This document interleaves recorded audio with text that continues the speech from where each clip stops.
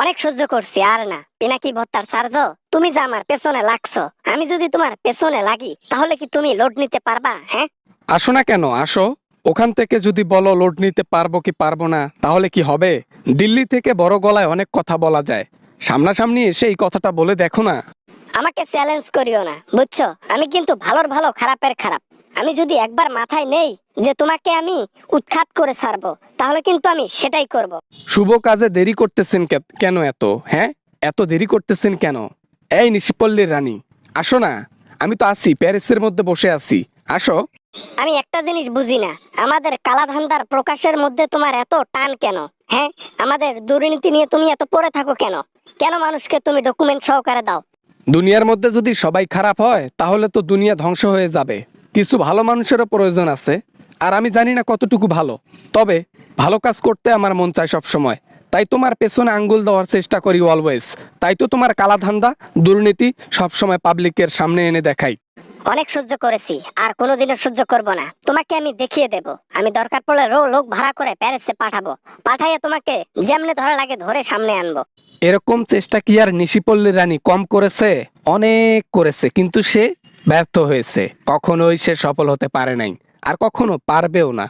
এ বেটা এ, আমি তোর কোন পাকা ধানে মই দিচ্ছি রে? সবসময় শুধু আমাদের বিপক্ষে ভিডিও বানাস কেন? আমাদের পক্ষে একটা ভিডিও বানাইতে পারিস না? আমরা কি একটাও ভালো কাজ করি নাই? ক্ষমতার সারা বছর তুমি খারাপ করেছো জনগণের, আর হাজারটা খারাপ কাজ করার পর একটা ভালো কাজ করে তুমি পিছনের হাজারটা খারাপ কাজকে মিটিয়ে দিবা, এটা কি সম্ভব?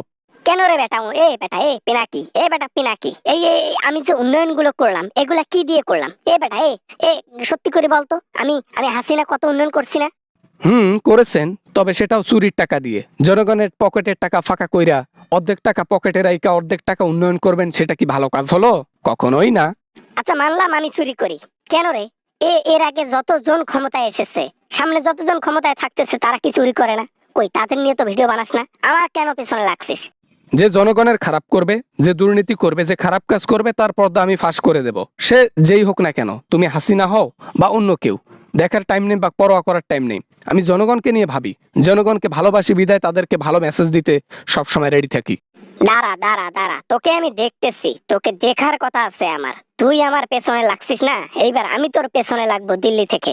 আজকাল আপনার কথায় ডগ পর্যন্ত দাম দেয় না, তাহলে আমি মানুষ কেমনে আপনাকে দাম দেব? আপনি তো আছেন মানুষের আশ্রয়ে, এরকম স্বৈরাচারগিরি করে গণহত্যা করে গিয়ে পালিয়ে আছেন, শরম লাগে না? শরম লাগবে না? আমরা আওয়ামী লীগ করি, আওয়ামী লীগের নেত্রী আমি। আমার যদি শরম থাকে, তাহলে আমার দলের নেতা কি তাদের শরম কেমনে থাকবে? হ্যাঁ, আমাদের শরম নেই, কারো শরম নেই। ভ্যাল ভ্যাল করে নিজের মুখে আবার বলতেছে যে আহা হা হা হা, কত পুণ্যের কাজ, কত সম্মানীয় কাজ করলেন। হ্যাঁ, তিনি আবার বলতেছে আমাদের শরম নেই। ভাল লাগতেছে কথাগুলো শুনে। আমি তোকে বলতেছি, তুই আওয়ামী লীগের বিরুদ্ধে আর কোনোদিনও ডকুমেন্ট সহকারে ভিডিও দিবি না। পাবলিকের ভালো করা লাগবে না তোকে। দরকার পড়লে আমি তোকে 1 বস্তা টাকা পাঠাই দেবো, সেই টাকা দিয়ে আয়েশ কর। এটা তো পুরনো ডায়লগ হয়ে গেল।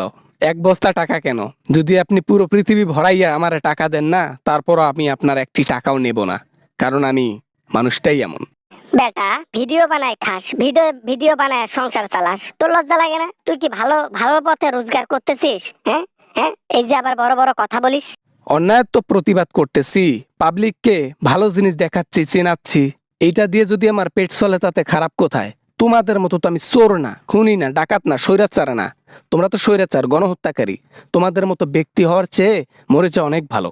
হ্যাঁ বাবা, না মানে বাবা, দেখ দেখ বলতেছি, এখনো কিন্তু আমি ভালো মাথায় আছি, ঠান্ডা মাথায় আছি, আমার কথা শুন।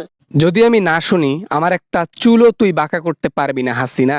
সামনে এসে সাহস থাকলে কথা বল, সাহস নাই আবার কথা বলিস। সবাই আমাকে পুটকি মারে, সবাই আমার পুটকি মারে, পুটকি মারা ছাড়া আমাকে কেউ ছাড় দেয় না। এই যে আজকে পিনাকি বক্তার চার্জ আমাকে ধুলাই করলো। এটা তো কথার ধুলাই ছিল, আসলি ধুলাই এখনো বাকি আছে জনগণের। সেটাও বাংলাদেশে হবে, বাংলাদেশের মাটিতে হবে, প্রস্তুত থাকিও।